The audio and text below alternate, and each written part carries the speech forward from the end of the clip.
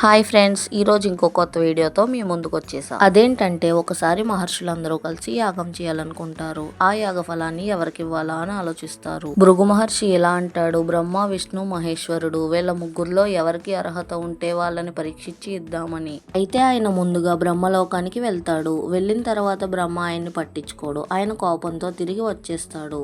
తర్వాత ఆయన కైలాసానికి వెళ్తాడు. అప్పుడు కైలాసంలో శివుడు ధ్యానం చేసుకుంటూ ఉంటాడు. శివుడు కూడా ఆయన్ని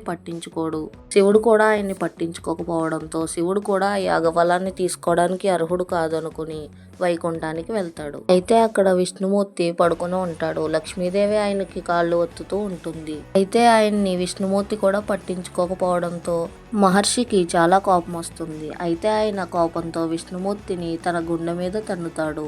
వెంటనే విష్ణుమూర్తి లేస్తాడు. లేచిన తర్వాత ఆయన మహర్షి కాలు పట్టుకుని, మహాశయ క్షమించండి, తప్పైపోయింది అని చెప్పి మాట్లాడుతూనే మహర్షి కాల్లో ఉండే ఒక కన్నును పొడి చేస్తాడు. మహర్షి లక్ష్మీదేవి ఉండే స్థానమైన శ్రీ మహావిష్ణువు గుండె మీద తన్నినందుకు మహర్షిని విష్ణువు ఏమనకపోవడంతో లక్ష్మీదేవి కోపగించి భూమి మీదకు వెళ్ళిపోతుంది. అయితే ఆమె కోసం భూమి మీదకు వచ్చిన శ్రీ మహావిష్ణువు వెంకటేశ్వర అవతారం ఎత్తుతాడు. ఫ్రెండ్స్, వీడియో నచ్చితే లైక్ చేసి ఓం నమో వెంకటేశాయ అని కామెంట్ చేయండి.